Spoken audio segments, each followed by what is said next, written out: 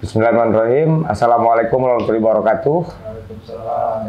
Terima kasih teman-teman sudah kembali hadir di acara Reboan Cakrawala Kata, sebuah diskusi kajian tentang tema-tema yang ditentukan di setiap pekannya. Adapun malam ini kita akan mengkaji, akan belajar, akan memulai pengetahuan-pengetahuan mengenai hukum lingkungan. Ada hukum, ada lingkungan. Nah, bagaimana secara penyampaian nanti kita sudah kedatangan kehadiran dari seorang penulis buku Subjek Hukum Sungai Bengawan Solo. Ini bukunya. Miftahul Shodiqin, sarjana hukum. Beliau sekarang sedang menjalankan tesis di Universitas 17 Agustus 1945 Surabaya, yang juga berkaitan tidak jauh dari hukum lingkungan. Nah, tapi bagaimana hukum lingkungan, bagaimana etimologinya, epistemologinya, pada edisi sebelumnya kita sudah membahasnya. Bagaimana ekologi itu menjadi satu perhatian khusus tentang bagaimana pelindungan pada alam, pada bumi, dan tentu saja parameternya menjadi bukan lagi antrosentris, di mana manusia menjadi pusat pikiran, kajian, hukum, dan segala macam yang terjadi. Tetapi pada akhirnya alam menjadi pusat, jadi ekosentris akhirnya dibutuhkan untuk justru sebenarnya secara substansi dia punya fungsi utuh untuk memberikan kembali manfaat terhadap antro itu sendiri, pada manusia itu sendiri. Jadi bicara soal kemanusiaan tidak bisa mengabaikan tentang alam, tentang lingkungan, tentang hal-hal yang berkaitan menjadi satu lingkup semesta dalam kehidupan. Sehingga bicara human rights, bicara kemanusiaan hanyalah omongan bohong belaka tanpa punya kepedulian terhadap alam, tanpa kepedulian terhadap lingkungan, tanpa kepedulian terhadap ekosistem hidup bersama semesta. Maka secara sens, secara pergerakan, bahkan ratusan, bahkan mungkin juga kalau kita ini bisa jadi lebih dari, yang bisa jadi sudah 1000-an yang aktif maupun yang sudah non aktif, lembaga-lembaga sosial masyarakat, NGO yang fokus terhadap alam, perlindungan hewan, perlindungan sungai, perlindungan hutan, dan hal-hal lainnya, bahkan yang paling dasar yang tidak berjarak dengan manusia itu sendiri, yaitu apa? Udara, oksigen, dan sebagainya. Pohon-pohon yang dilindungi, hewan-hewan yang dilindungi, itu menjadi salah satu objek-objek yang menjadi fokus bagaimana hukum lingkungan memberikan satu target dan harapan untuk perbaikan kehidupan bersama. Sekali lagi, terlepas ekosentris, tetapi pada akhirnya secara substansi kemanfaatannya untuk antrosentris, untuk kemanusiaan. Karena lebih kompleks lagi, kemanusiaan yang kontinuitasnya tinggi. Jadi hukum lingkungan itu berbasis kepada masa depan sekaligus masa kini. Jadi bagaimana alam semesta dan lingkungan memberikan satu tindakan-tindakan, satu respon-respon, satu jawaban-jawaban dari segala ulah manusia itu sendiri. Setelah tentu saja antrosentris melahirkan berbagai peradaban, tentu saja juga melahirkan berbagai tatanan hukum dalam tatanan kehidupan bersama. Nah, dalam hal itu kita akan sama-sama, bersama saya sudah ada Miftahul, panggil saya Mif ya, saya panggil Mif. Kita akan belajar bersama tentang hukum lingkungan. Itu pengantar dari saya. Sementara nanti kita akan diskusi lanjut setelah apa yang akan dipaparkan oleh Miftahul untuk kita sama-sama mendengar, mengetahui, belajar, dan berusaha mengerti hingga memahami, hingga pada akhirnya kita akan menjadi seorang bersama-sama menjadi praktisi yang peduli akan lingkungan, tapi juga memahami hukumnya. Sehingga tidak menjadi satu tindakan-tindakan random, tindakan-tindakan chaos yang akhirnya meninggalkan substansi awal, yaitu apa? Memperbaiki kehidupan bersama, antar manusia maupun bersama alamnya. Sementara itu, terima kasih. Mas Smith, silakan dipaparkan. Siap. Sebelumnya terima kasih ya Mas Toteng dan juga teman-teman Cakrawala Kata udah mengundang saya di sini. Saya juga bisa berbagi sedikit yang saya ketahui dan nanti mungkin juga pasti bakal dilengkapi dengan teman-teman yang ada di sini juga. Ya saya harap ada diskusi, ada obrolan dua arah kayak gitu. Jadi nanti apa yang saya ketahui juga nanti bakal dilengkapi juga sama teman-teman kayak gitu. Oke, bahas tentang hukum lingkungan gitu ya Mas ya. Kalau mungkin langsung saja ke istilah pengertiannya hukum lingkungan itu kan ada dua kata kan, hukum sama lingkungan. Kalau hukum sendiri itu dulu sama sekarang sudah mulai, meskipun berbagai macam pengertian kan, tapi juga dari dulu sampai sekarang ada pergeseran-pergeseran. Nah itu juga nanti yang akan mau saya sampaikan bahwa memang dalam hukum lingkungan paradigmanya juga akan bergeser dari yang semula untuk memanfaatkan, pada akhirnya kita harus sadari bahwa itu lingkungan itu juga merupakan bagian dari kita. Nah kalau hukum sendiri dulu kayak Hans Kelsen dan sebagainya, kayak yang menganut positivisme itu kan, hukum itu adalah kuasa atau aturan yang dari kekuasaan atau raja pada waktu itu atau pemerintah yang berbentuk aturan yang dipaksakan kepada masyarakat. Nah sementara untuk saat-saat ini hukum kontemporer yang saya tahu dari Derrida atau mungkin Habermas kayak gitu-gitu, mereka mengatakan bahwa hukum itu legitimasi dari masyarakat, yang dibentuk dari masyarakat untuk sebuah aturan, tapi berangkatnya itu dari masyarakat, bukan dari kekuasaan kayak gitu. Nah kalau lingkungan sendiri itu kan, kalau KBBI mungkin ya kayak ruang, terus tempat dan sebagainya kayak gitu. Lingkungan sebatas tempat kita tinggal dan sebagainya, habitat. Kalau kita tarik ke lingkungan dalam ilmu biologi yang dulu saya pelajari di SMP, itu lingkungan itu kan dari dua, abiotik sama biotik kayak gitu. Biotik itu yang hidup, manusia, hewan dan sebagainya. Kalau abiotik ya kayak tanah, air, udara, avatar lah kayak gitu. Jadi kalau dalam pengertian istilah hukum lingkungan itu lebih kepada, kalau ini saya persingkat itu sebuah aturan yang memang itu dari masyarakat untuk mengatur mengatur lingkungan sekitarnya yang terdiri dari biotik dan abiotik, yang baik yang hidup maupun yang tak hidup kayak gitu. Lalu memang dalam sejarahnya hukum lingkungan itu seperti yang saya katakan tadi, mengalami pergeseran. Jadi kalau dulu hukum lingkungan itu diupayakan memang bagaimana ini pembangunan atau mungkin bagaimana ini peradaban manusia itu bisa lebih maju dari pengelolaan lingkungan tersebut kayak gitu. Tapi pada akhirnya akhir-akhir ini hukum lingkungan itu lebih diarahkan kepada perlindungan lingkungan itu sendiri, atau mungkin lebih jauh kepada pengakuan hak-hak lingkungan. Kayak misal dulu waktu ya mungkin keledaknya revolusi industri itu kan, lingkungan itu sangat digencar-gencarkan untuk jadi pertambangan, gimana biar nanti perekonomian melesat, laju dan sebagainya kayak gitu.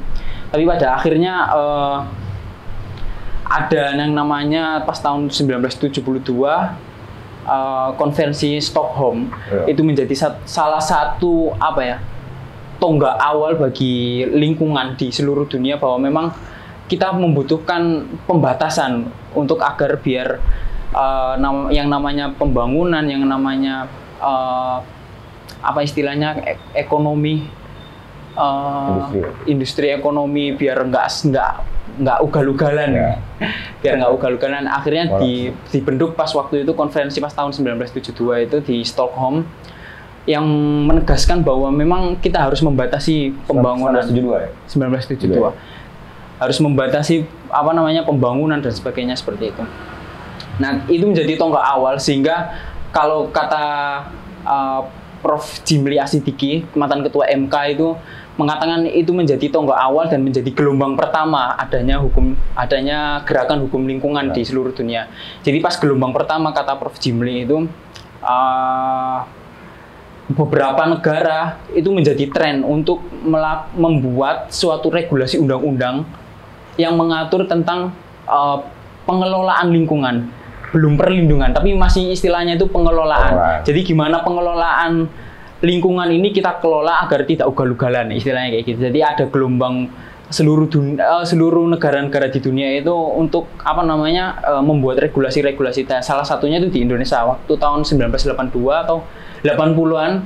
Jadi itu ada pertama kali Undang-Undang Pengelolaan Lingkungan Hidup dan dibentuk juga pertama kalinya Kementerian Lingkungan Hidup yang waktu itu dipimpin langsung oleh Prof. Emil. Iya, Pak kayak gitu. Lalu setelah itu juga tahun berlanjut tahun 2001 atau kapan, mungkin saya juga salah, mungkin bisa dikoreksi nanti, ada di Rio. Jadi KTT istilahnya itu juga KTT dunia di Rio Brazil. Itu juga membahas tentang pembangunan tapi yang dibatasi gimana biar lingkungan itu tidak dilindungi juga dan biar tidak ugal-ugalan. Dan salah satunya pas waktu itu poin pentingnya itu ada istilah yang namanya pembangunan berkelanjutan, sustainable development, kayak gitu. Nah itu awal mula pembangunan berkelanjutan itu seperti itu. Tapi sebenarnya saya juga memberikan catatan sih untuk pembangunan berkelanjutan. Ada hal yang lucu juga, kayak misal menjadi paradoks juga ketika kita itu ingin menghijaukan suatu kota atau suatu negara, tapi di sisi lain ada harga yang harus dibayar dengan mahal. Kayak kemarin pas waktu mungkin debat cawapres Gibran kan melontarkan istilah greenflation. Nah itu juga jadi suatu paradoks di zaman ini juga sih Mas, bahwa memang ketika kita ingin melonjak ke green economy atau ekonomi hijau yang bersih, yang tanpa ada emisi dan sebagainya, namun di sisi lain lonjakan ke sana itu juga memerlukan harga yang mahal kayak gitu. Jadi kan juga lucu kan, kita mau yang bersih, yang sehat, dan ternyata harga ke sana itu mahal, dan kemahalan itu harus dibayar dengan mungkin tambangnya harus lebih banyak dikeruk atau mungkin kayak misal green economy itu digambarkan kayak panel surya atau mungkin tenaga listrik pembangkit angin kayak gitu. Tapi padahal untuk membangun pembangkit listrik tenaga angin atau panel surya dan sebagainya itu kita perlu mengeruk sumber daya yang lebih banyak lagi. Jadi kayak misal sekarang gembur-gembur batu bara kotor dan sebagainya, toh padahal panel surya, angin dan sebagainya itu kesana itu juga jauh lebih mahal. Itu yang menjadi problematik saat ini juga ya. Jadi pas waktu debat cawapres tadi dilontarkan istilah greenflation nih kayak gitu. Itu terus ada juga kemarin saya baca headline berita itu ternyata tambang-tambang nikel yang ada di Indonesia itu justru menghijaukan kota-kota yang ada di Cina. Jadi kota-kota yang ada di Cina itu berkat tambang-tambang yang digali di negara kita ya. Jadi memang ada sedikit kekacauan dalam pembangunan berkelanjutan, meskipun itu merupakan agenda dunia yang digembur-gemburkan SDGs atau apa kayak gitu. Ternyata memang itu merupakan, sejauh yang saya amati itu siasat negara-negara maju seolah-olah membebaskan dan mengajak negara-negara berkembang untuk maju, tapi padahal mereka sendiri yang mengeruk ke kita kayak gitu. Keuntungan. Iya, kalau ada beberapa buku yang saya baca itu istilahnya itu imperialisme gaya baru. Kayak gitu. Itu mungkin sedikit sejarahnya dari Stockholm ke Rio dan sampai sekarang sehingga ada terwujud pembangunan berkelanjutan kayak gitu. Terus dalam buku saya ini juga membahas tentang namanya ekokrasi. Ekokrasi itu juga pertama kali dulu di Indonesia dicetuskan sama Prof. Jimli itu istilah ekokrasi. Jadi kalau kita tahu ada teori kedaulatan negara itu kan ada teokrasi, ada nomokrasi, ada demokrasi. aristokrasi mungkin kayak gitu. Nah ini circle devils-nya lah. Nah nah sekarang saat ini karena memang keprihatinan manusia terutama pas waktu pertemuan-pertemuan di berbagai negara di dunia tentang kerusakan lingkungan, krisis iklim, kenaikan suhu air laut dan sebagainya, tercetus juga yang namanya ekokrasi atau kedaulatan lingkungan atau mungkin juga kedaulatan ekologi kayak gitu. Kalau kedaulatan ekologi ekokrasi sendiri, kata Prof. Jimli itu sudah diterapkan di Indonesia, tapi sekedar formal saja, karena di pasal 28 ayat 1 itu kan cuman sekedar kita itu punya hak untuk memiliki lingkungan hidup yang sehat dan baik kayak gitu kan. Itu kata Prof. Jimli itu cuman formal aja. Ada yang lebih substansial itu dilakukan oleh negara Ekuador, bahwa memang di konstitusi negara Ekuador itu sudah benar-benar dia itu memasukkan bahwa lingkungan itu punya hak. Itu masuk konstitusi ya? Masuk konstitusi. Jadi memang karena kegagalan, sebenarnya ceritanya itu kegagalan bahwa negara-negara bentuk undang-undang buat pengelolaan lingkungan dan ternyata dirasa masih gagal. Nah, kegagalan itu dibahas lagi di Rio. Adanya pembangunan berkelanjutan. Akhirnya tergeraklah untuk kalau undang-undang masih gagal, kita naikkan ke atasnya lagi. Jadi lebih ke dasar, akhirnya dimasukkan ke konstitusi. Nah, di konstitusi masih memang sedikit negara untuk memasukkan perlindungan dan pengelolaan lingkungan di konstitusinya, hanya beberapa negara. Kalau yang substansial yang mengakui bahwa lingkungan itu memiliki hak yang setara dengan hak asasi manusia itu memang masih di Ekuador. Itu pas waktu tahun 2008 kayak gitu. Apa itu prototipe?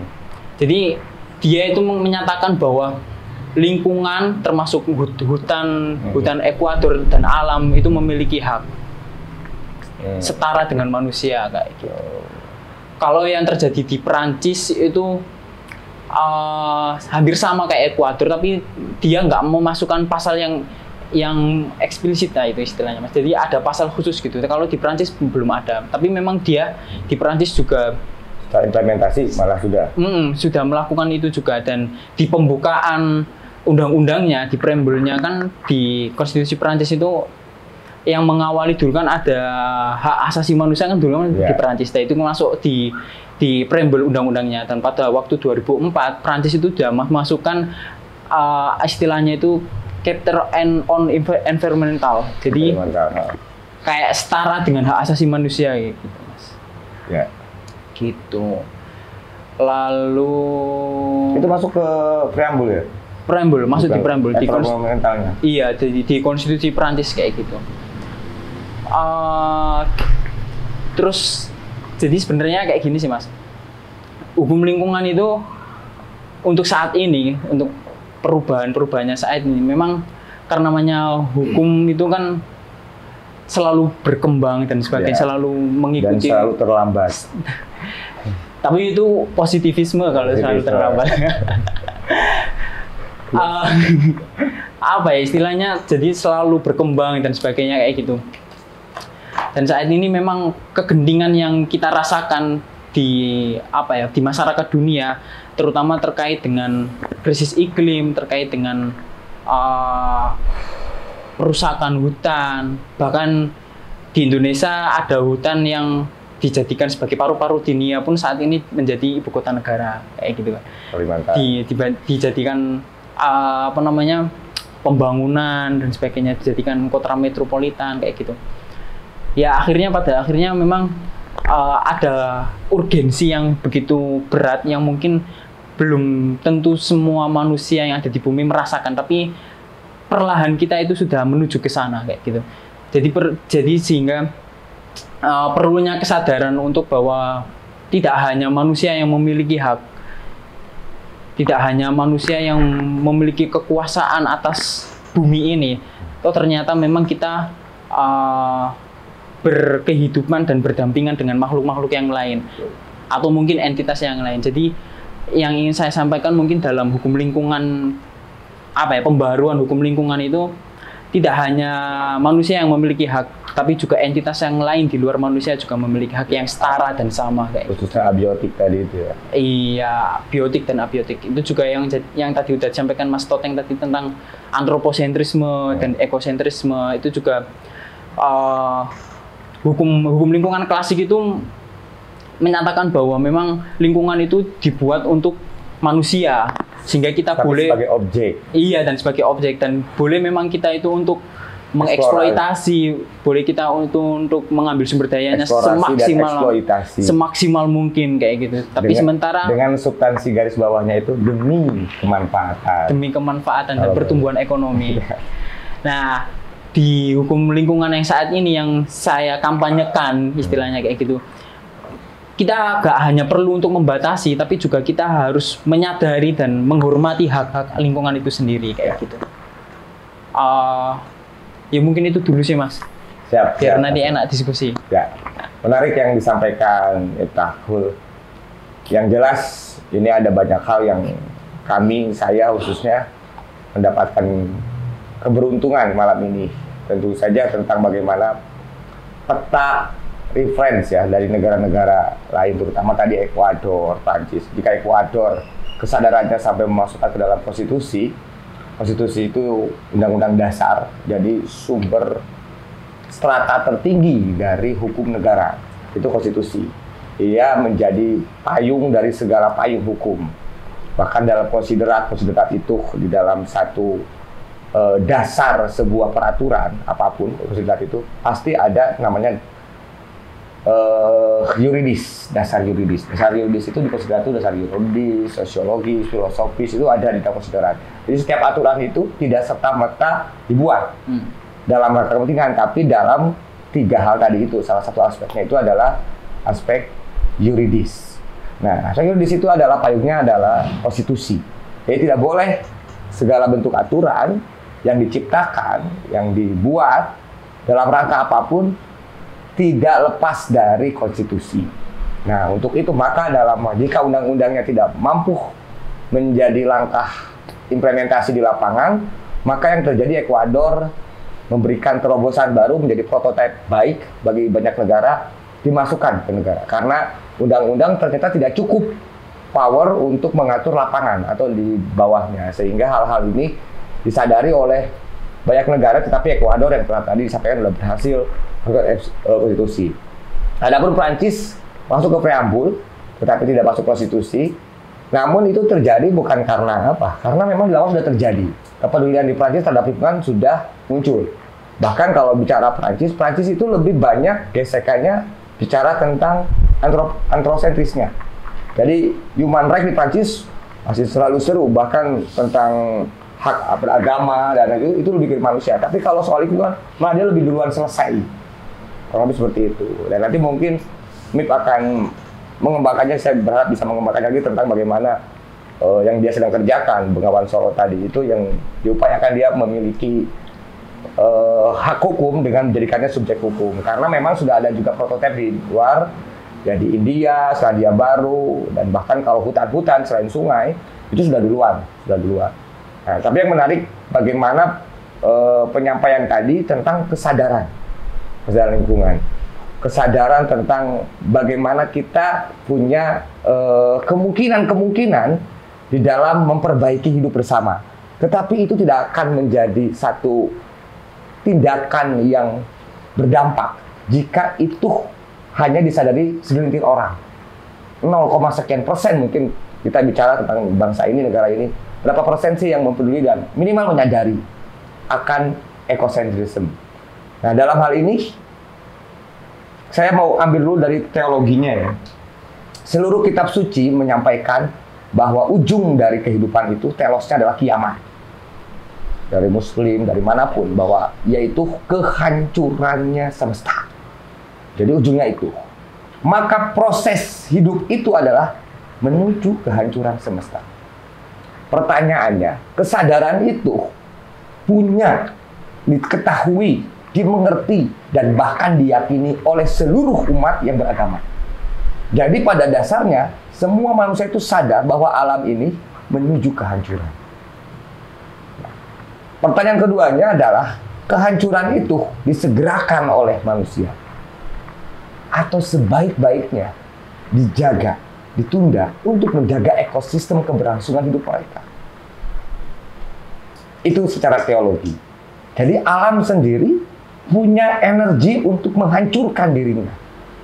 Tapi bagaimana manusia akan mengambil itu lebih cepat, atau menundanya, atau memperlambatnya, atau juga melindungi dirinya agar itu tidak terjadi dalam perspektif saat dia masih hidup atau bagaimanapun itu. Tetapi tidak ada satupun manusia yang tidak takut bahwa itu akan nyata hadir. Kalau dalam perspektif Muslim, misalnya dalam Islam ada yang kiamat kubro, ya itu yang tadi disampaikan semua kitab suci sudah menyampaikannya. Ada yang kiamat sugro, kiamat kecil. Baru kiamat sugro aja kayak banjir dan hal segala macamnya, itu tidak cukup untuk menyadarkan betapa hal-hal seperti itu muncul dari ketidakmampuan manusia tentang bagaimana menjadi amanah. Jadi secara teologi itu amanah karena manusia ditugaskan sebagai khalifah untuk salah satunya memimpin semesta. Ini baru secara teologi ya. Artinya bahwa satu menarik tentang ayat, satu kisah bahwa bumi, alam, semesta bahkan apapun ditawarkan untuk menjadi menampung amanat, menampung tugas dari Tuhan untuk menjadi khalifah. Tidak ada yang sanggup menerima. Semua ketakutan. Seluruh alam semesta di dalam perspektif agama menolak amanah untuk menjadi khalifah, menjaga keseimbangan dan segala macam. Hanya manusia yang menerima amanah itu. Manusia yang menyanggupi amanah itu. Nah, maka dalam hal ini, secara teologi, sebelum akhirnya menjadi sains, ya, lingkungan, alam, dan hal-hal berikutnya semakin ketika perkembangan itu, adalah itu juga satu langkah besar, tidak secara teologi, itu adalah langkah ibadah. Dan bahkan langkah ibadah yang utama. Karena amanah.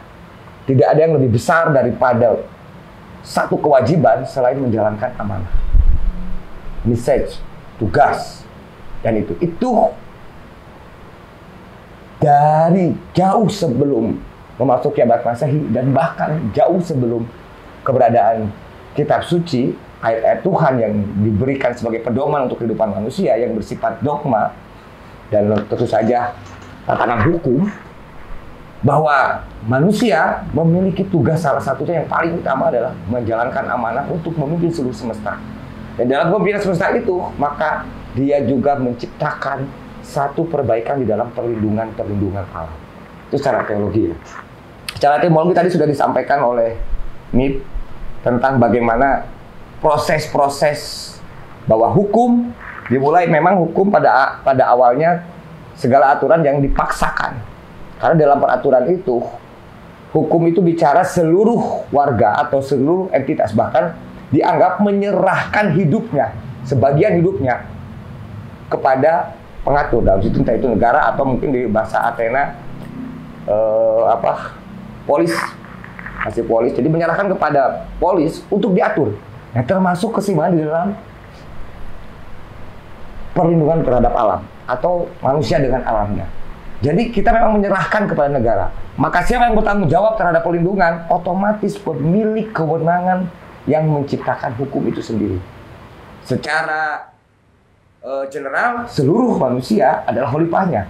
Tetapi ketika kita menyatakan sebagai negara hukum, sebagai orang yang bertaat kepada hukum, maka negara harus bertanggung jawab terhadap seluruh perlindungan alam, perlindungan lingkungan, perlindungan semesta. Bahkan jauh di lingkungan terdekat kita, hingga semesta yang paling tinggi, hingga angkasa, dan bawah laut hingga yang paling dalam kandungan bumi, termasuk kandungan alam. Masuk juga antariksa. Tadi ada antariksa ya Ibu. Jadi seluruh aspek itu di bawah perlindungan manusia. Itu secara teologi maupun secara etologi. Nah, kalau dalam pergerakannya, itu juga pergerakan terhadap alam yang akhirnya saya kemarin bilang menginspirasi gerakan feminisme. Jadi feminisme juga atas lingkungan, hak-hak itu. Ekofeminisme. Ekofeminisme itu. Jadi muncul ekofeminisme itu ya dari pergerakan lingkungan. Itu setali tiga uang karena apa? Progresivitas hukum itulah yang akhirnya harus selalu muncul. Dan itu progresif hukum itu dari lapangan, dari pergerakan, jadi bicara aktivis itu. Ya, dialah salah satu sumber utama ketika bicara tentang pengembangan ya. Sudah masuk pada hukum modern. Ya lapangan masyarakat lah yang punya. Makanya ada selalu salah satu unsur penciptaan hukum itu selain tadi konsiderat tadi itu partisipasi masyarakat. Jadi memang hukum itu seharusnya ini bicara daseinnya ya. Artinya kita dasein dasolen artinya di lapangan dan secara teori selalu beda. Kita bicara dasein partisipasi masyarakat itu adalah salah satu yang menjadi pangkat dari munculnya kelahiran sebuah tatanan hukum termasuk dalam lingkungan. Nah, jadi hanya orang-orang yang memang punya kapasitas di dalam situlah yang punya daya untuk memberikan satu rujukan proposal yang akhirnya memberikan satu dampak. Tapi sekarang kan seolah-olah itu diabaikan. Partisipasi masyarakat, survei dan segala macam penelitian. Contoh yang tadi dibicarakan tentang paru-paru dunia Kalimantan. Sejauh mana amdalnya ya analisis dampak lingkungannya itu. Ini bagian dari partisipasi masyarakat. Tetapi ya secara hukum tidak ada yang dilanggar, tetapi secara substansi, secara ideologi, secara ideal tentang konsep kehidupan bersama di dalam lingkungan semesta itu dipertanyakan. Dan bahkan seluruh negara di dunia punya hak memprotes perusakan Kalimantan. Kenapa? Karena paru-paru dunia bahkan AMDAL tidak hanya sekedar di radius Kalimantan. Tidak hanya sekedar lebih kecil lagi, radius kepala-kepala suku, kepala-kepala pemerintahan sekitar wilayah yang ditentukan sebagai titiknya. Karena kalau bicara tentang teori chaos, kepakan sayap kupu-kupu di sungai atau di hutan Amazon itu bisa menyebabkan banjir di seluruh dunia. Itu teori lingkungan. Artinya, AMDAL tidak hanya berlaku untuk radius Kalimantan ketika pembangunan seperti itu. Kenapa? Kalimantan menjadi paru-paru dunia dan itu dimiliki haknya oleh seluruh negara untuk mendapatkan selalu supply dari oksigen atau supply dari Kalimantan untuk seluruh kemanusiaan dan peradaban yang ada. Jadi AMDAL tidak hanya berada di titik meja yang akan ditempatkan satu gelas atau buku atau apapun itu. Tapi radius seluruh rumahnya, bahkan tetangganya, itu menjadi satu proyek AMDAL. Kita tidak pernah tahu AMDALnya. Mungkin sudah dikerjakan atau bagaimana, karena secara konsep hukum tidak ada yang dilanggar seperti itu. Tetapi secara substansi, jelas melanggar. Kenapa? Satu tadi itu partisipasi masyarakat, maka seluruh negara punya kewajiban atau punya hak, agree or not, tentang pembangunan, tentang perusakan, dan tentang penebangan, tentang hal-hal yang dilakukan dalam upaya mengubah tatanan lingkungan di Kalimantan. Benar seperti itu. Jadi bicara tentang hukum, otomatis secara teologi seperti itu. Tapi secara episteme, tadi sudah disampaikan juga sama itu. Bahwa sih hukum itu ya hukum tadi itu. Hukum memang mengikat, memaksa, dan segala macam. Maka bicara tentang itu, kepentingannya otomatis negara. Nah dalam hal itu, negara tidak punya hak untuk melarang masyarakat memprotes ketika lingkungan atau menuntut. Jadi masyarakat itu punya hak untuk menuntut dan itu tidak boleh dilanggar oleh negara. Dan negara tidak punya kewenangan untuk melarang siapapun ketika dalam hal lingkungan karena negara lah yang berkewajiban memberikan perlindungan, merawat dan segala macam. Saya rasa itu tambahan dari saya kaitan teori lingkungan ya. Ya nyambungin tadi mas ya. Apa tadi istilah masyarakat itu? Partisipasi masyarakat dan juga keberpihakan atau apa sih tadi? Apa nggak nemuin diksinya? Kepentingan ya? Kepentingan masyarakat dan sebagainya. Saya sendiri pas waktu nulis buku itu minim sekali adanya penelitian dan juga andilnya masyarakat dalam pelestarian Bengawan Solo itu minim sekali. Hanya ada satu tradisi yang itu ada di Tuban, yang ada tradisi namanya Tuku Tuku Banyu Ngawan. Dan itu sendiri saya rasa tradisinya cukup berdampak negatif juga gitu terhadap lingkungan, karena mereka melempar koin, membeli air. Tuku Banyu Ngawan kan membeli air Bengawan terus dibuat mandi biar istilahnya untuk mensucikan atau apa kayak gitu. Nah, koinnya itu yang dilempar kan juga mengandung logam dan sebagainya kayak gitu. Itu kan juga secara kandungan dan juga dampak jangka panjangnya itu juga akan merusak lingkungan kayak gitu. Jadi memang sangat minim sekali keberpihakan masyarakat terhadap Bengawan, karena memang dulu Bengawan difungsikan untuk jalur transportasi, dan sementara sekarang kan udah ada jalan raya dan sebagainya kayak gitu. Jadi Bengawan itu justru di Jawa khususnya itu di belakang rumah, karena sekarang dibuat tempat sampah.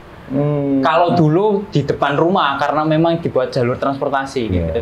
Jadi ada degradasi fungsi kalau saya mengatakan itu, bahwa memang dulu Sungai Bengawan Solo khususnya itu punya andil besar dalam perekonomian, dalam kehidupan masyarakat, namun sekarang menjadi sumber bencana. Jadi dulu sumber kehidupan, sekarang menjadi sumber bencana kayak gitu. Terus mengenai ekofeminisme itu ada satu kalimat menarik, bahwa memang penindasan laki-laki terhadap perempuan itu selaras dengan penindasan alam terhadap manusia. Manusia terhadap alam. Manusia terhadap alam.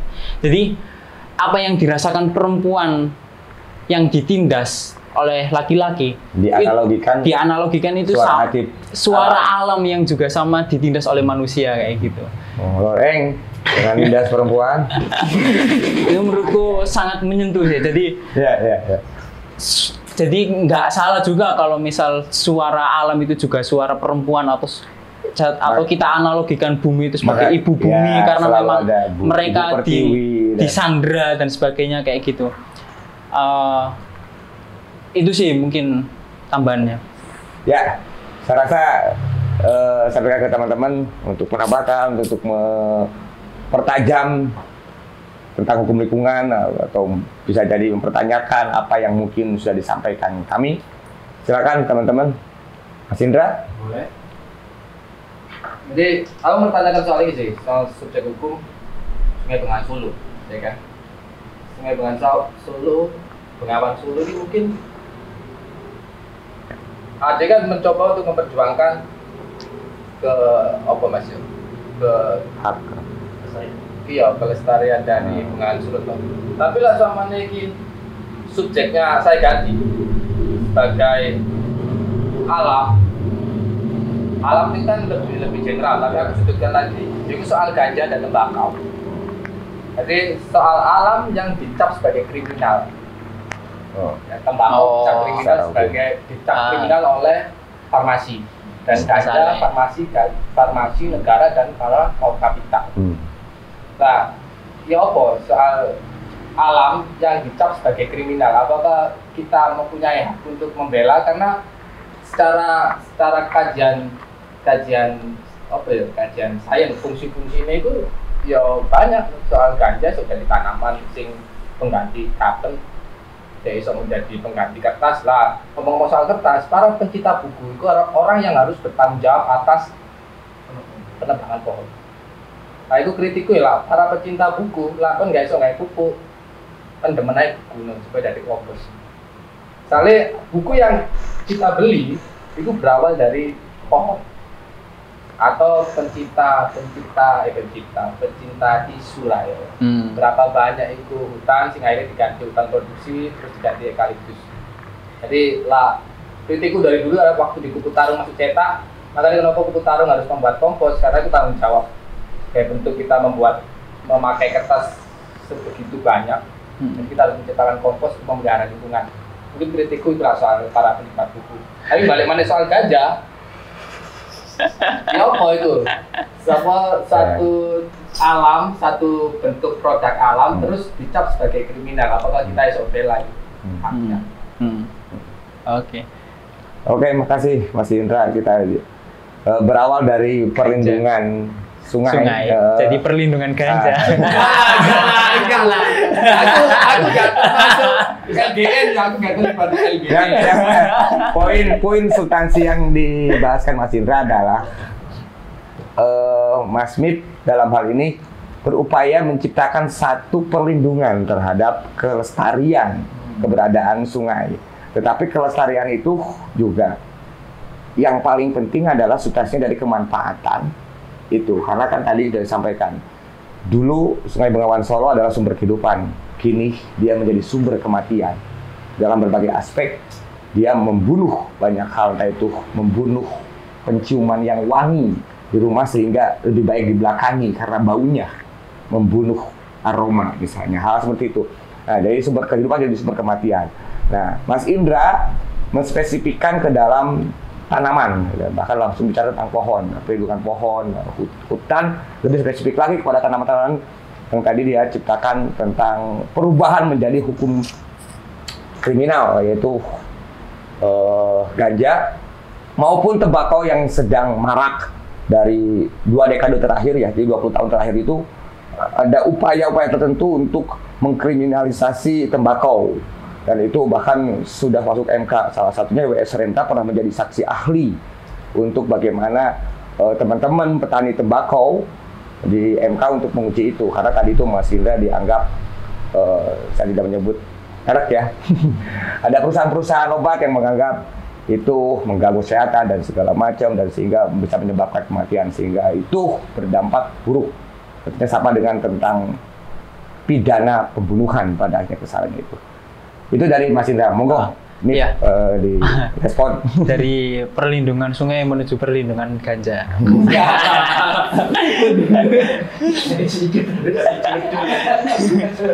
Tapi sebenarnya gini sih Mas, apa perlindungan dan pengajuan jadi subjek itu, meskipun prosesnya panjang itu ada urgensinya. Gitu. Nah, kalau urgensinya ganja ini mungkin apa?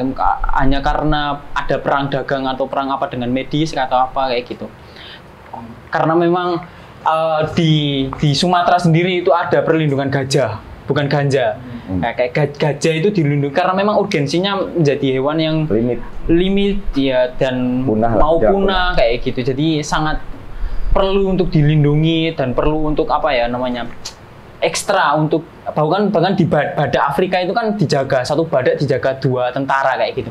Jadi ada urgensinya. Nah, tapi kalau sungai ini memang urgensinya yang tadi yang saya sudah sampaikan, ada degradasi fungsi dari sumber kehidupan menuju sumber bencana atau kematian kayak gitu. Jadi sementara pas waktu dulu sejarahnya memang ya, meskipun dalam sejarah ganja juga dulu difungsikan sebagai obat dan sebagainya kayak gitu. Sungai pun demikian, dulu difungsikan sebagai jalur transportasi, bahkan selama penjajah kita Portugis Belanda itu kayu-kayu yang ditebang itu dialirkan ke Sungai Bengawan Solo kayak gitu. Jadi memang secara sejarah, secara sosial itu kaya gitu, sehingga perlu kita untuk lindungi. Sementara pada waktu saat ini juga masyarakat sangat minim untuk memperhatikan kayak gitu. Tuh. Nah, urgensi ganja mungkin bukan hanya soal ini ya, bukan soal pengobatan dan kapital, tapi memang isu lingkungan cukup mampu dikurangi dengan adanya tanaman ganja sih tidak disalahgunakan, ya kan? Kita tahu itu eukaliptus itu seberapa luas itu, karena dia mulai nyaplok area konservasi orang hutan. Terus di India kapas dan industri tekstil itu ya gede-gede kan. Nah, manfaat ganja kan terutama dia tanamannya kecil. Dia nggak butuh ruang yang sangat besar untuk menghasilkan pohon ganja sing hasilnya nanti diambil seratnya, jadikan kain sampai jadi kertas, sampai jadi bubur kertas. Di makanan. Jadi makanan juga di Thailand. Kalau makanan mungkin ya, soalnya ada makan bayam pun nggak apa-apa kan ya. Itu masih lebih meluaskan soal industri pakaian, apapun kertas, bahkan pengobatan. Itu ya terutama kertas dan pakaian ya. Soalnya dia sing mencakup cukup luas itu, mencakup banyak lahan hijau. Nah, itu juga harus menjadi pertimbangan urgensi tersendiri gitu. Daripada kita potong pohon sing harus menunggu 10 tahun dan wis kadung gede kan yo, sing fungsinya itu untuk menjaga tanah, air dan mikroorganisme tanah. Mending kita tanam ganja kan, tanam ganja. Di garis bawah ya tidak untuk disalahgunakan sebagai narkotika, tapi untuk digunakan sebagai bahan-bahan industri. Mungkin itu ya. Yeah. Supaya nggak gelambir. Siap. Tapi mungkin itu kan pemikiran alternatif supaya nggak ada segmen-segmen lahan hijau yang banyak ditebang dan sebagainya.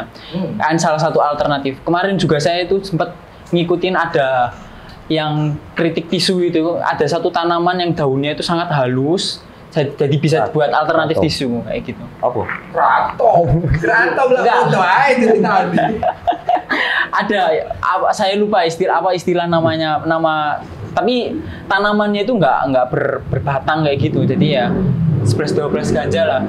Tapi daunnya itu sangat lembut sampai dibuat tisu itu lebih efektif daripada tisu yang komersil saat ini. Ya entah kenapa nggak tahu ya. Alternatif tumbuhan yang seperti itu sebenarnya banyak sekali kan. Tapi kenapa kok tumbuhan-tumbuhan yang itu aja yang dimanfaatkan dan sebagainya? Ulah siapakah ini kayak gitu? Lah yo, terus apa itu iso menjadi subjek hukum sehingga akhirnya membersihkan namanya dari tuduhan kriminal. Kalau membersihkan nama mungkin dijadikan subjek hukum nggak bakal membersihkan nama juga sih Mas, cuman memberikan hak dan kewajiban aja kayak gitu. Kalau membersihkan nama mungkin ya dengan iya tentunya itu, dan juga pengakuan negara Indonesia aja belum legalisasi kan, buat medis saja belum. Sementara negara tetangga Thailand kayak Thailand gitu. Sudah nggak legal. Oh sudah enggak sekarang? Sudah nggak legal lagi. Ada batasannya. Oh. Nap waco. Ya itu, saya rasa gini. Tadi sudah disampaikan sih bagaimana salah satu proses munculnya kelahiran hukum. Jadi proses, kalau kita bicara tentang dengan analogi kelahiran hukum, maka ada proses persenggamaannya dulu. Maka hamilnya apa, senggamanya bagaimana. Nah, urgenitas itulah yang menjadi kehamilan. Jadi 9 bulannya kehamilan yang akan melahirkan hukum itu adalah urgenitas itu. Jadi setiap hukum itu harus ada urgenitasnya yang untuk dilahirkan itu.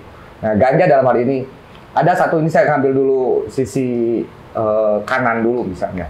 Sekarang itu bicara ganja itu ya alam, ya tumbuhan segala macam. Kenapa harus dipidanakan, dibenci dan dilarang dan bahkan disingkirkan, bahkan di TO-kan gitu segala macam. Kan itu alam. Jadi maka pergerakan aktivis lingkungan juga harus punya kewajiban juga untuk melindungi mereka. Kalau bicara, saya ambil dulu dari teologi. Iblis juga diciptakan tapi untuk dibenci. Ada hal-hal yang memang diciptakan tidak senantiasa untuk diberikan tempat. Jadi ada, kalau bicara teologi dulu ya, artinya kita pada akhirnya berdebat banyak hal mungkin. Tetapi ada hal-hal yang memang dulu misalnya bicara keyakinan, kalau bicara teologi otomatis harus ada punya keyakinan dulu. Kita tidak mengambil sisi filsafatnya, tapi sisi teologinya itu dulu muncul di kaum Sodom, di David, di Injil di mana, atau di Muslim Daud gitu. Homo, lalu lesbi dan segala macam. Loh, itu juga kan sama-sama manusia, itu juga karya alam, tidak boleh dibenci. Loh, tidak semua kita harus dicintai, harus dilindungi dan harus dilestarikan. Nah, substansinya apa? Substansinya tadi itu bicara soal lingkungan adalah kemanfaatan. Nah, kalau ngomong kemanfaatan, ujungnya siapa? Maka kewenangan yang berkuasa. Nah, hal ini kita akan ngomong tentang ganja tadi. Ganja telah melahirkan satu konklusi dari lapangan yang merugikan. Tidak cukup bukti, kemanfaatannya lebih tinggi. Contoh paling dasar. Kasus-kasus remaja sekolah menengah di tahun 2000-an itu meninggi, yaitu korupsi SPP dan segala macam hanya untuk membeli dan bahkan mengganti fungsinya dengan racun-racun tertentu, termasuk kalau bicara tentang lem dan segala macam untuk segala macam artinya fungsi yang secara tanda kutip ya ini saat itu dianggap, anggapan itu kita boleh debat lagi karena yang mengatakan anggapan itu atau statement itu perusakan di dalam tubuh kita juga pasti punya kepentingan. Bisa jadi contoh misalnya untuk menjadi satu butir obat, entah itu apalah, Panadol, Paramed segala macam, dia diproses itu 6-12 tahun sampai ke izinnya. Sementara ada tanaman, katakanlah ganja, dengan proses simpelnya mampu berfungsi menyembuhkan seperti pil yang 12 tahun sampai 20 tahun, yang 6 sampai 12 tahun minimal, 12 tahun sampai 20 tahun untuk sampai beredar. Jadi maka ada satu jealously dari industri tentang fungsi tumbuhan tersebut. Sadar tidak sadar, kita tidak percaya, industri adalah 70% pengaruh terbesar dalam urgenitas hukum dimanapun. Maka kalau saya ambil jalur kanan dulu, bahwa ya akan debatable tentu saja, tetapi bahwa tidak semuanya. Kenapa itu? Yaitu analisis dampaknya itu. Nah, yang kita pertanyakan tadi kalau bicara tentang general, bicara hukum lingkungan, AMDAL ya, dampak lingkungan ganja sedemikiannya. Otomatis apakah itu memang punya supporter, punya present, punya donatur besar untuk analisis seperti itu, sehingga AMDAL-nya sejauh itu. Maka 90% merugikan, 10% menguntungkan. Bicara tentang ngomong utilitarian, selesai itu. Karena mayoritas dirugikan dengan peredaran ganja, maka terjadilah hukum melahirkan dia haram. Maka itu pidana. Hukum menyatakan bla bla bla bla. Itu proses hukumnya. Sehingga ganja tadi itu berbeda dengan keberadaan Sungai Bengawan Solo tadi itu. Bengawan Solo pun sama pada akhirnya seperti yang sedang dikampanyeskan. Karena ketika menjadi subjek hukum, ada hal yang otomatis juga lahir. Ketika campaign tentang lahirnya subjek hukum Bengawan Solo, maka secara setali tiga uang di situ juga akan ada yang otomatis lahir, yaitu kewajiban. Karena ngomong subjek hukum, dia tidak lepas dari dua hal itu, hak dan kewajiban. Tapi campaigns-nya adalah melindungi haknya. Lalu apa kewajibannya? Secara tadi manfaat transportasi wiskaguna, ya itulah kadang-kadang secara kalau ngomong bicara peradaban manusia memang ada gium, habis manis sepah dibuang, ya terjadi pada alam. Mohon maaf juga terjadi tadi ekofeminisme pada perempuan. Lebih gak tahu fungsinya ya semuanya yuk dibuang. Kono lah, kono seperti itu. Gitu ya. Pas daeng lah pelaku mungkin yang lebih paham. Korban tuh pelaku. Nah, saya rasa bagi pada Mas Indra, termasuk ganja dan tembakau pada akhirnya seperti beda ya. Artinya tadi Mas Indra untuk lebih seimbang nih ganja dan tembakau. Karena tembakau berhasil bertahan. Kenapa? Karena tadi itu AMDAL segala itu mampu menciptakan secara ekonomi, gagal nih. Kalau ini dianggap pergerakan industri dari entah itu toko obat apapun, perusahaan obat apapun, kimia apapun atas nama mereka, menganggap tembakau satu bentuk saingan, karena kita tidak pernah tahu ada yang sebuah kajian bahwa kehadiran nikotin di tubuh itu mereka segala macam, tapi selalu ada kontradiktif dari satu teori kajian bahwa ini merusak, membunuh dan segala macam. Itu tidak pernah selesai. Pada akhirnya, bicara tentang konsumsi, bicara tentang tes, tentang selera, soal pilihan dan keyakinan dan kenikmatan hidup. Itu dalam tembakau, tapi dia berhasil. Ada, saya rasa dokumennya di YouTube ya, tentang bagaimana sidang di MK sehingga menang. Itu panjang dan hampir, karena sudah sampai ke MK, bukan lagi ke DPR, sudah sampai ke MK tuh. Tembakau hampir dianggap tanaman yang akan dipidanakan atau yang diunlegalkan, yang diilegalkan. Hampir.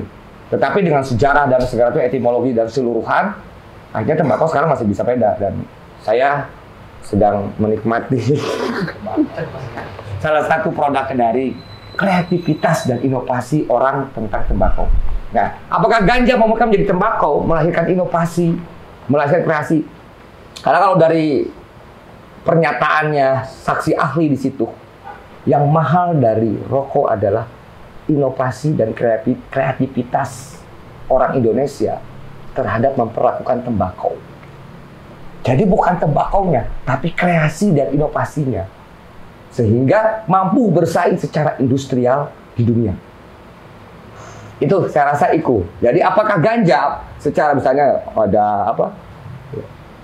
Lembaga LGN atau ada juga yang baru juga pergerakan itu tentang obat tapi ke medis ya, karena menjadi studi kasus teman di Kalimantan yang istrinya menjadi sehat, kanker dan segala macam, penyakit kanker segala macam, mampu sembuh. Itu juga jangan pikir lagi bukan dari LDN, tapi LDN kan lebih ke fokus bagaimana melegalkannya. Nah, tapi fokus ke medis ya, artinya pengembangan sudah sampai ke situ. Nah, bagaimana itu upaya kreasi dan inovasi. Jadi kalau kita tim ganja misalnya, tim ganja ini melihat satu proses panjang.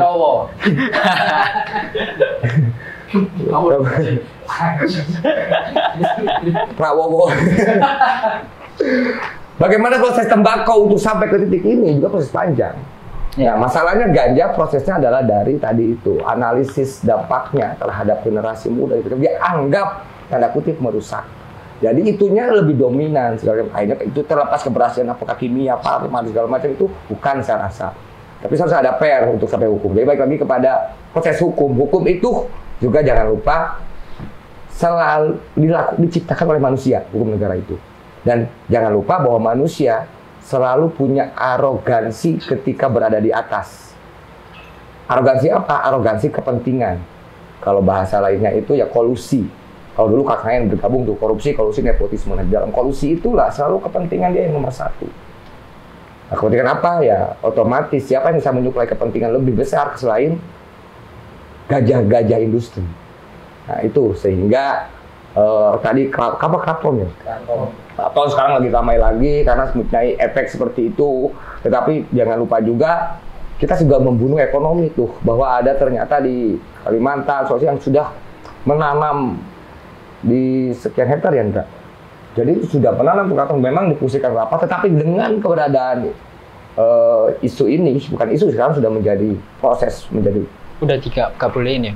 Iya, udah proses enggak. Tapi belum menjadi hukum positif ya, belum menjadi undang-undang, belum dimasukkan ke dalam jenis narkotika. Nah, tetapi sudah proses seperti itu, stres tuh ratusan petani Kraton hancur tuh secara psikis. Nah, kalau kita bicara paradoksnya, untuk kepentingan ini, untuk kepentingan menjadi ATM aparat dalam upaya penyingkirannya itu, ada ratusan petani dan mungkin ribuan yang mungkin secara ekosistem kehidupannya akan terputus gara-gara hukum yang dilahirkan. Nah, salah satu AMDAL itu harusnya sampai sejauh itu. Jadi sekali lagi perlu juga ini rekomendasi terhadap tesisnya nanti Mas Mip, bahwa membedah kembali apa yang dimaksud AMDAL, kaitan prosesnya. Karena AMDAL yang sekarang berjalan, misalnya di komplek ini itu mau di tanah rungkut yang masih lahannya kosong, mau dibangun komplek, maka AMDAL-nya hanya radiasi sekitar situ, seolah pemilik lahan situlah yang seolah itu, tetapi tidak mendapatkan satu penelitian lebih seperti tadi teori chaos itu.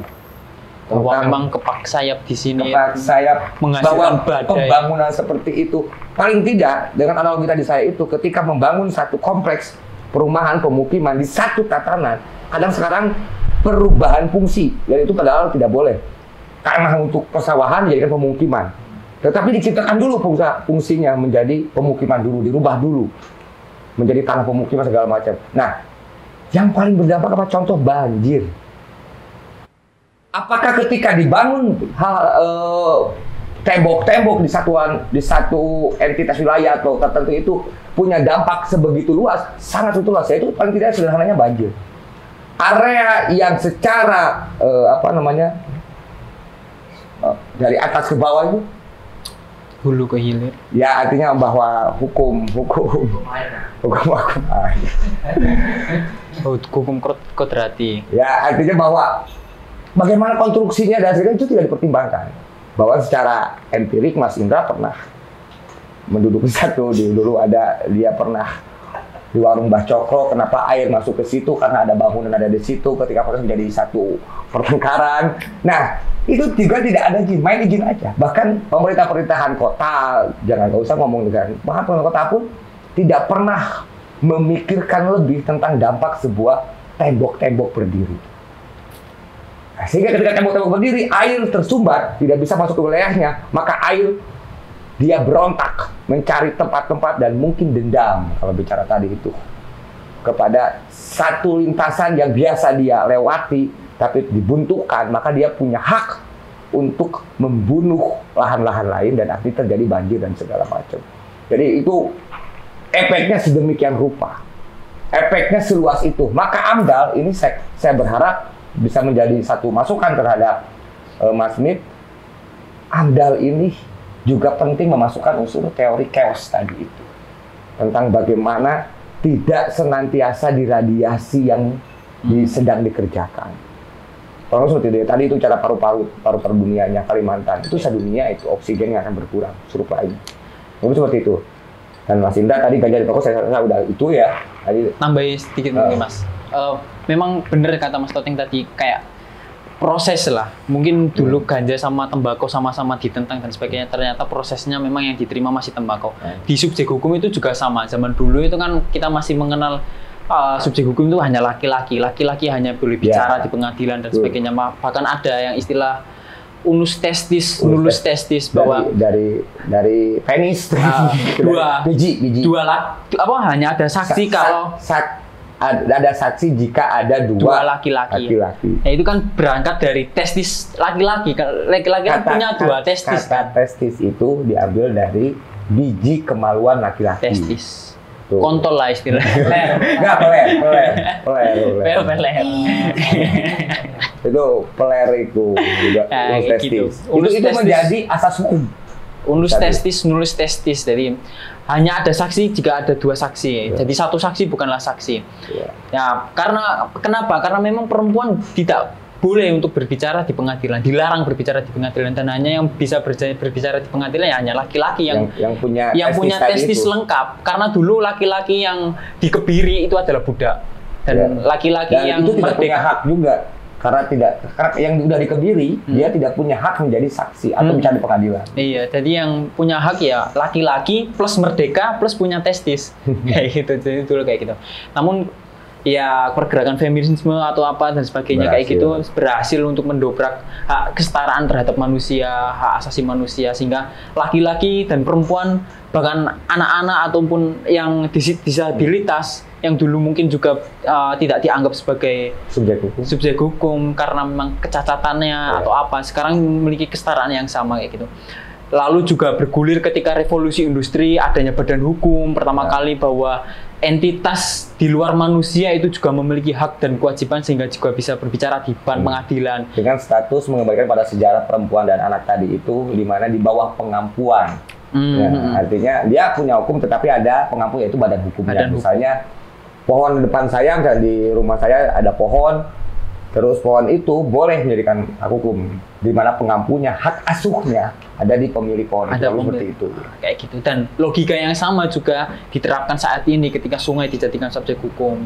Yang terjadi saat ini masih ada di dua negara, di Selandia Baru sama di India, dengan pendekatan yang berbeda. Kalau Selandia Baru lebih ke pendekatan masyarakat adat, sementara di India itu lebih kepada pendekatan kerusakan lingkungan dan juga religiusnya di sana.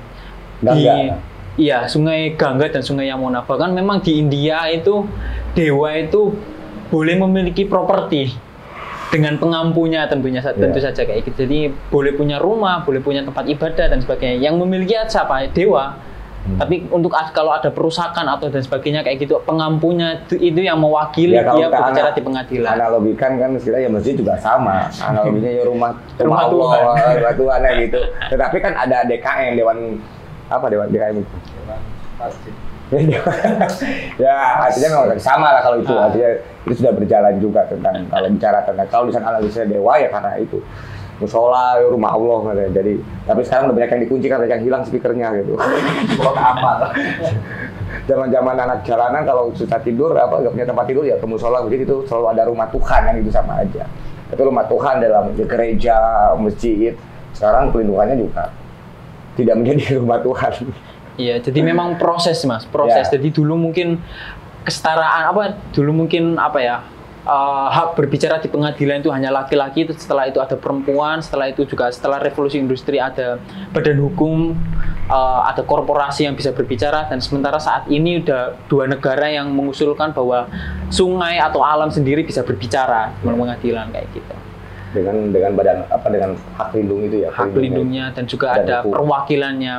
Bagaimana nanti ketika yang dikritik Mas Indra, pohon dijadikan kertas, gimana nanti misal pohonnya itu sendiri yang berjalan ke pengadilan untuk menuntut haknya. Kan siapa tahu bisa jadi kan kayak gitu. Artinya progresivitasnya tetap punya kemungkinan terjadi dari sejarah tadi itu, bahwa hal-hal yang sekarang sudah menjadi subjek hukum dan menjadi objek, dari objek jadi subjek, sekarang sedang dikampanyekan itu tentang sungai itu.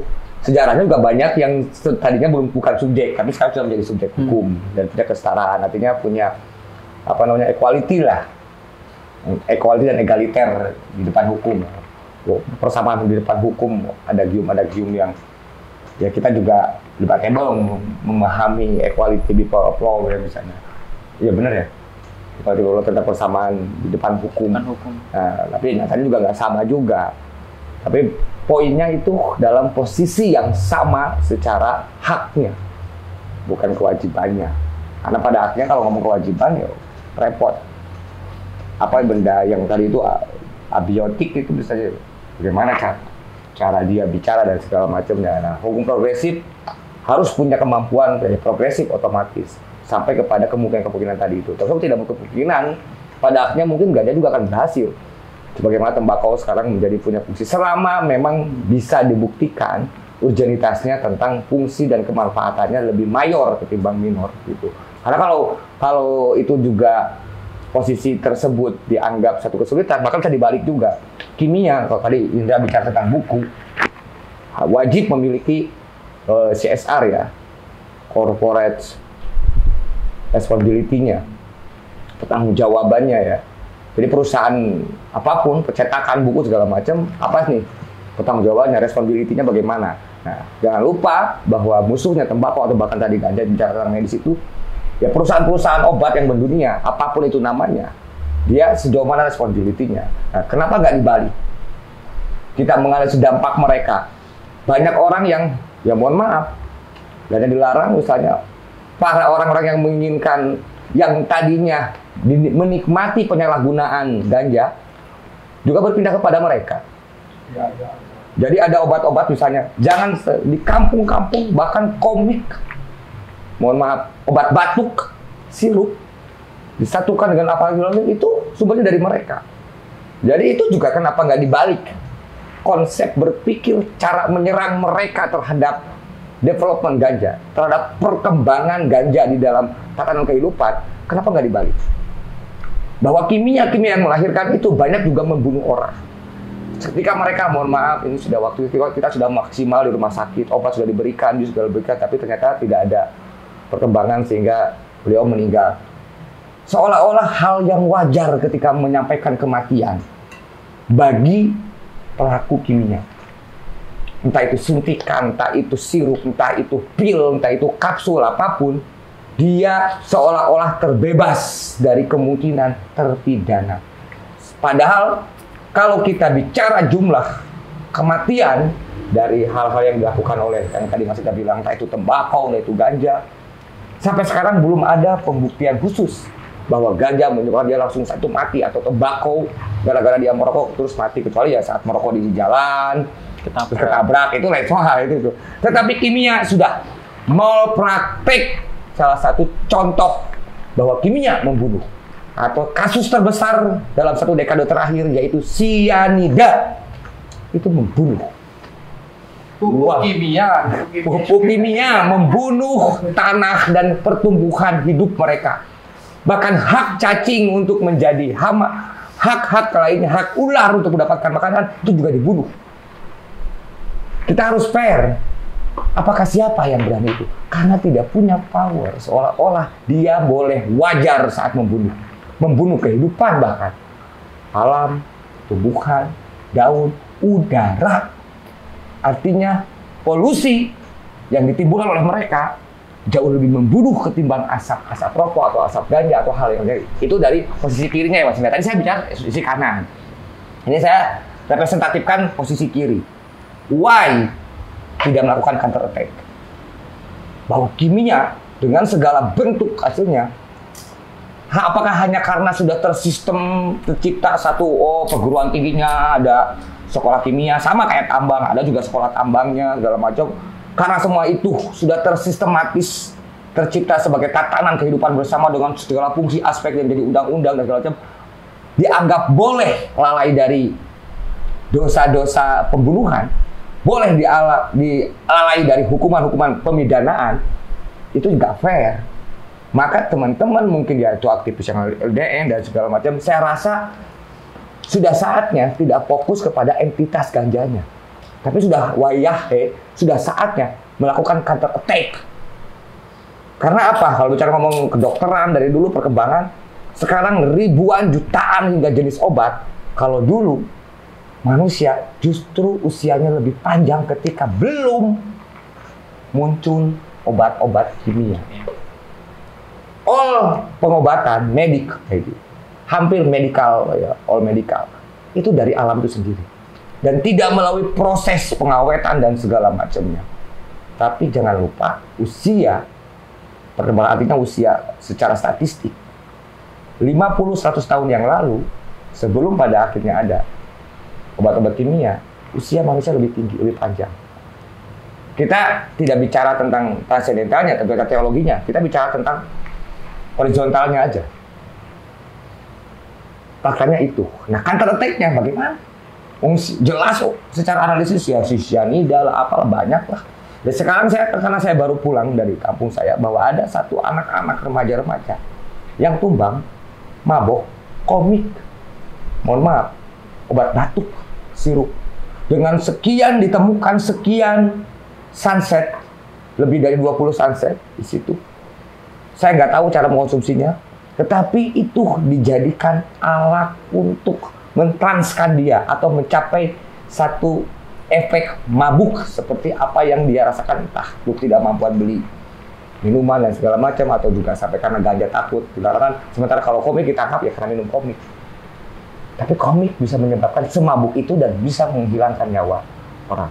Kalau lebih seperti itu, Mas Indra. Jadi ke Mas Indra dan kawan-kawan dengan aktivis ganja dan yang lain-lain, barangkali sudah saatnya tidak fokus pada entitas, mentok. Karena terlalu besar musuhnya kalau bicara tentang pergerakan ganja. Tetapi kalau melakukan counter attack sekalian, betapa kita sekarang udah berpuluh-puluh tahun mereka tidak pernah seolah-olah lolos dari pengawasan, lolos dari analisis, lolos dari kemungkinan-kemungkinan yang telah mereka lakukan. Kalau dibalik teorinya misalnya, tapi mereka lebih banyak memanfaatkan karena banyak yang sembuh oleh obat. Mari kita hitung yang sembuh oleh obat atau sembuh oleh detoks tubuh biologis dirinya sendiri. Karena bicara sistem kedokteran, mereka sendiri yang mengeluarkan secara teori. Di tubuh manusia punya detoks, punya kemampuan membunuh racun dan segala macamnya sendiri. Obat hanya rata-rata, hampir lebih dari 50% obat yang diciptakan adalah pereda nyeri. Padahal yang menyembuhkan adalah detoks sistem di dalam tubuhnya itu sendiri. Dan itu lebih debatable lagi. Jadi kalau mereka bicara tentang kemanfaatan, karena obat juga banyak menyelamatkan nyawa. No. Karya cipta Tuhan yang paling sempurna bernama manusia itu punya sistem sendiri di dalam pengobatan. Mereka lah yang memberikan ediktif tentang akhirnya fungsi detoks menjadi lemah. Fungsi detoks menjadi hilang nalar kemampuannya, yang padahal itu adalah salah satu mahakarya dari Sang Pencipta tentang proses sistem di dalam tubuh. Kalau ditarik misal kayak gini Mas, tadi kan dikatakan bahwa manusia itu punya detoks dalam dirinya sendiri. Kalau diibaratkan manusia itu kan jagat kecil gitu ya. Ini sekali bahasanya nih. Miniatur bumi ya. Miniatur alam semesta. Miniatur semesta. Kalau bumi kan memang jagat besar kayak gitu. Nah, kalau memang saat ini memang krisis iklim dan sebagainya itu dirasa sebagai kerusakan dan bumi itu sedang merasa sakit, gimana kita bisa memprediksi bahwa bumi akan mendetoks dirinya sendiri? Pertanyaannya kayak gitu. Meletusnya gunung Krakatau dulu, Merapi, apakah itu mereka membunuh dirinya? Kalau kita bicara analogi detoks, cara meluap air karena dia sempit badannya, tidak nyaman dengan kegemukan, maka dia luapkan tuh air, itu detoks mereka. Cara meletus gunung, dulu Krakatau yang jadi akhirnya sekarang manfaatnya luar biasa di tanah Jawa dengan kesuburan. Karena sejarah Krakatau itu adalah bentuknya, itu bentuk detoks. Sekarang bumi, betapa lapisan ozon kita katanya semakin menipis secara penelitiannya. Karena asap-asap industri yang tidak bisa memuai segala macam dengan cerobong-cerobong asap yang masuk ke awan dan ke atas, akhirnya menciptakan satu proses tertentu sehingga gunung dan segala melakukan detoksnya. Yang akhirnya terjadilah meletus. Banjir, tadi paling sederhana banjir. Berarti yang artinya bahwa ketika manusia mengatakan bahwa itu bencana, itu sebenarnya bukan bencana. Ya, bencana, definisi bencana itu apa dulu? Pasti itu bencana, tapi sumber bencana itu tidak mesti. Nah, artinya kalau bahasanya, oh ini azab Allah atau apa, ini kebencian Tuhan, itu kita tidaklah masuk ke sana. Tapi kalau ngomong bencana, memang bencana itu adalah satu proses alami ya dari ya munculnya musibah atau apa segala macam atau gejala alam yang sifatnya tadi itu melahirkan satu shock lah segala macam. Artinya bicara itu kalau kamu bicara sumbernya ya mau tidak mau ya itu. Ya, sederhananya tadi itu banjir lah paling sederhana. Cara detoxnya tadi sungai ya body shaming terhadap sungai. Manusia body shaming. Ya akhirnya dia gak pede. Jika kita tadi ini kita bicara tentang agenda saja ya dalam forum ini. Eko feminism ya jangan salahkan ketika sungai tidak nyaman dengan kegemukannya. Seperti bagaimana perempuan tersinggung ketika bicara ulu gemuk itu dia melakukan diet dan segala macam, mengorbankan segala macam. Maka sungai sekalinya melakukan proses diet, dia buang tuh air menjadi banjir. Nah itu proses detoxnya. Tapi ini analogi yang masih kita sampaikan di sini belum jadi hipotesa juga gitu. Jangan lu bawa sebagai ke dalam teori kampus. Tapi seru sih ngomongin tentang kematian tadi dan sebagainya terhadap bahan kimia. Aku juga kan orang Ujung Pangka itu sebagai muara Bengawan Solo. Jadi Bengawan Solo yang pertama kali mengalir di Wonogiri kan akhirnya berada di Ujung Pangka di Gresik. Sangat terdampak sekali, tidak hanya membunuh udang yang ada di sana. Udang itu kan salah satu hewan yang sensitif. Kalau misal kadar airnya kotor dikit atau mungkin suhu airnya naik sedikit itu kan pasti mati dan nggak bisa hidup. Sangat terdampak, nggak hanya membunuh udang tapi juga membunuh para petani udang di sana kayak gitu. Jadi lingkungan kena, perekonomian juga kena. Itu akibat dari keseluruhan dari industri tekstil lah apalah yang di kalau bicara ngomong akibat artinya sumbernya ya akibatnya dari kegegabahan tentang kenapa saya bilang kamu rasa hormat terhadap kenapa sih harus nyalain negara yang salah sendiri menjadi negara hukum, maka negara menjadi sumber muara dari segala bentuk tatanan sistem tadi itu. Wah ternyata petaninya, ekonominya segala macam dirugikan. Ya, maka kita punya hak untuk menuntut negara. Ini adalah karena kegegabahannya negara tidak menciptakan atau tidak menjalankan. Kalau tadi Jimli bilang sudah ada formilnya sudah ada, tetapi implementasi ayat 1 Undang-Undang Dasarnya. Nah, bagaimana bumi dan jadi manusia punya hak hidup di lingkungan yang baik dan sehat. Nah, manusia punya lingkungan hidup yang sehat itu bahkan negara dalam implementasi ke bawahnya udah sampai ke tingkat perda bahkan peraturan desa di dalam desa hutan, desa itu bagaimana implementasinya? Ya, negara harus tanggung jawab. Jadi kalau misalkan siapa yang bertanggung jawab? Ya hukum. Karena kita memutuskan sebagai negara hukum. Nggak bisa kita menyalahkan satu, wah ini gara-gara petani sini atau gara-gara si Mas Daeng buang sampah atau buang mutu sembarangan. No, negara digaji untuk disalahkan ketika ada kejadian hal-hal yang merugikan masyarakatnya. Karena dia dibayar, dia digaji, dia disiapkan seluruh fasilitasnya untuk melakukan perlindungan, kesejahteraan, mencerdaskan dan mengamalkan Pancasila lah kalau seperti itu secara general segala macam. Ya, bagaimana implementasinya? Dan sampai hal terkecil itu. Sebenarnya cara paling dasar atau bagaimana sih cara bekerjanya negara? Dia membuat hukum, lalu melaksanakan hukum itu. Nah, hukumnya dibuat tapi tidak dilaksanakan, bisa jadi terjadi seperti itu. Atau hukumnya belum ada. Tapi tadi itu kayak Mas Indra tadi, urgenitas hukum itu harus dibuat. Nah, tapi setelah itu juga ada PR berikutnya, implementasi hukumnya yang sekarang. Bahkan karena kejadian kekacauan saat kehidupan bernegara, bukan tidak ada hukumnya. Karena kalau kita, ya saya dan Mas Mip sama-sama studi hukumnya di disiplinnya di hukum. Hampir lengkap. Jadi aneh aja gitu hukum ada lagi seolah-olah itu hanya kerja kolektif untuk menghasilkan teman-teman di dewan eksekutif. Karena kalau tidak bikin naskah akademis, bikin hukum, ya dia tidak ada duit gitu misalnya, tidak ada penghasilan tambahan segala macam. Seolah harus ada terus hukum. Padahal tidak ada aja urgenitasnya. Hukum kita udah lengkap. Percayalah dari undang-undang dasar sampai undang-undang sampai perda sampai perdes. Tapi yang sejauh mana? Berapa persen implementasinya? Tidak. Dan bahkan yang makanya ketika ratifikasi ya, proses ratifikasi terus ada juga yang lain Omnibus Law itu salah satu contoh secara substansi sebenarnya terobosan karena terlalu banyak hukum. Dan kalau ngomong regulasi hukum, regulasi kita itu ribuan bahkan ratusan ribu mungkin regulasi itu. Siapa yang tahu hukumnya itu? Karena secara substansi ya kan konstitusi tadi itu.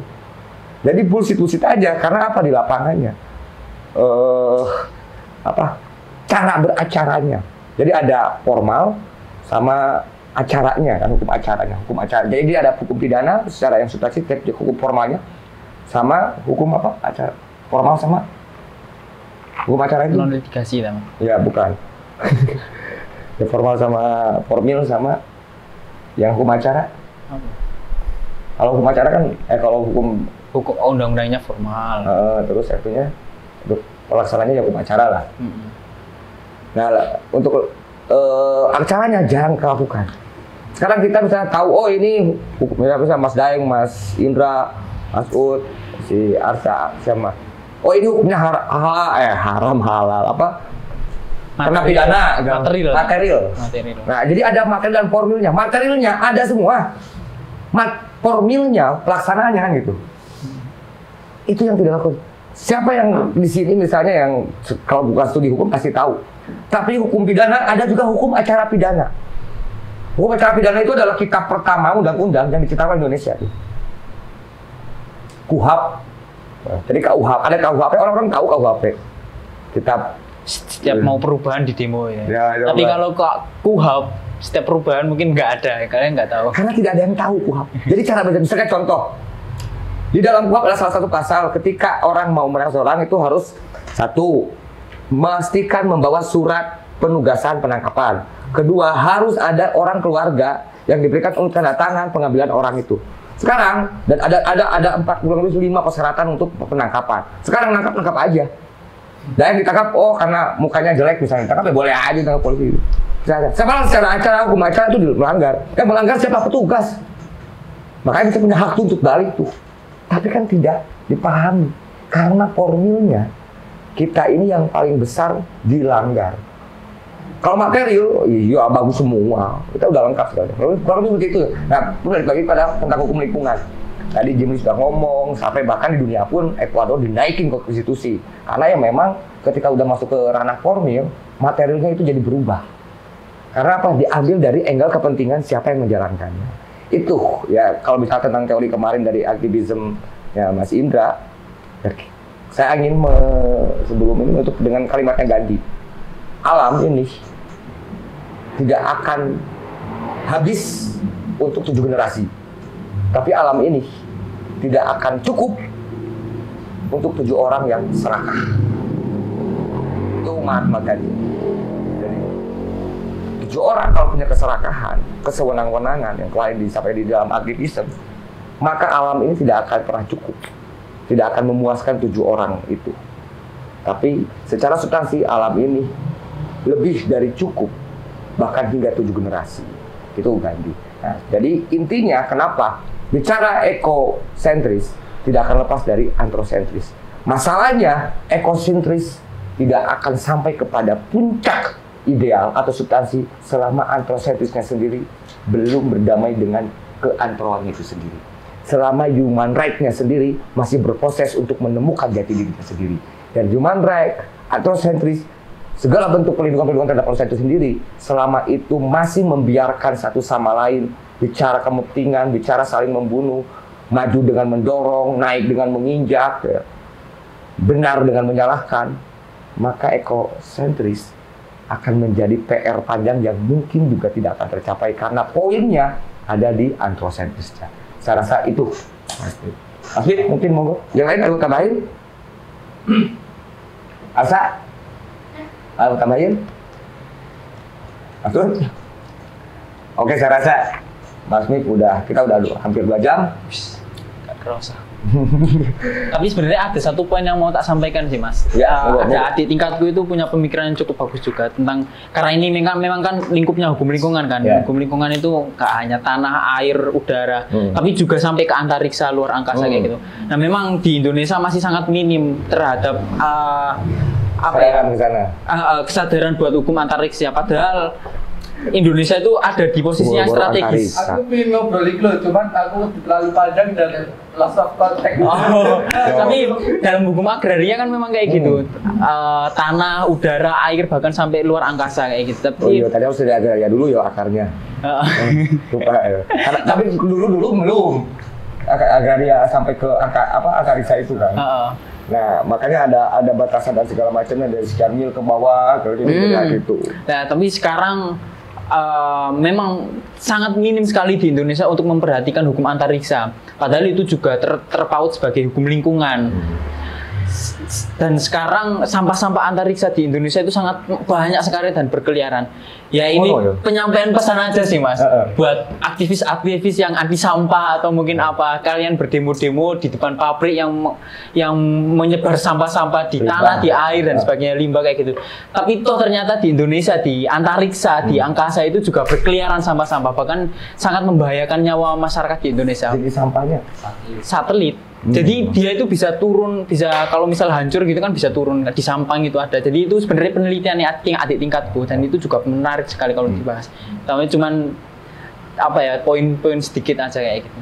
Terus mungkin dalam buku itu mungkin sebagai penutup ya Mas. Yeah. Oke. Dalam buku saya Subjek Hukum Bengawan Solo itu sebenarnya saya hanya ingin menyampaikan sedikit saja tentang bahwa memang kita harus menghargai tidak hanya hak asasi manusia, tapi juga hak burung untuk berkicau, hak pohon untuk tetap tumbuh di tempat itu, hak sungai untuk mengalir, hak gunung untuk selalu teguh. Dan pada akhirnya kita saling menghargai bahwa kita sebagai makhluk dan entitas yang lain ada di bumi ini untuk saling menghargai. Kayak gitu. Mungkin itu saja Mas. Terima kasih. Aku nggak anekdot sih. Anekdot. Salah satu karena tutup. Turun tak? Tapi kan From zero to zero, dari tanah menjadi tanah, itulah hukum manusia. Pun kita ini, aku sih mulai, aku sih mengakhiri, anjir. Tapi kan udah koplo ya, Baik, sebelum setelah ini kita akan diskusi bebas lah, artinya mengkaji khususnya yang teman-teman yang hadir sehingga punya rezeki lebih, kita bisa mengkaji lebih pada tentang ekosentrisme, tentang ekologi, tentang hukum lingkungan. Tetapi saya harus akhiri dulu pertemuan Rebuan ini, bukan soal tentang kita masih sudah cukup untuk diskusi, karena tidak akan pernah ada cukup tentang rasa peduli. Bukan kita ingin mengakhiri satu kajian tentang lingkungan, karena kajian tentang lingkungan adalah upaya cinta, dan cinta tidak akan pernah usai sampai kapanpun, dan sampai tadi itu tentang satu telos dari catatan kitab suci bahwa nanti akan berakhir dari hari pengakhiran atau kiamat di dalam sebagai rencana. Nah, otomatis dalam hal ini hukum lingkungan dalam Rebuan ini satu misi tadi disampaikan oleh Mas Nip, tapi lebih daripada itu, diskusi kajian itu minimal setidaknya teman-teman yang hadir mampu melahirkan kesadaran, mampu memupuk kecintaan. Dalam salah satu catatan psikologi, cinta dan benci ada di dalam pikiran. Mana yang dipupuk, dialah yang akan jadi tindakan. Jadi termasuk pada lingkungan, kecintaan dan kebencian semua ada di dalam pikiran manusia. Tapi mana yang akan kita pupuk, dialah yang akan memanenkan tindakan. Kalau kebencian yang dipupuk, maka tindakannya pasti buah dari pupuk itu. Kalau kita memupuk cintanya untuk tumbuh, bisa jadi bencinya juga akan mati. Maksud itu. Maka penting di dalam hal kecintaan pada lingkungan, memupuk kecintaan dimulai dari kesadaran hingga tindakan. Terima kasih. Wassalamualaikum warahmatullahi wabarakatuh. Waalaikumsalam.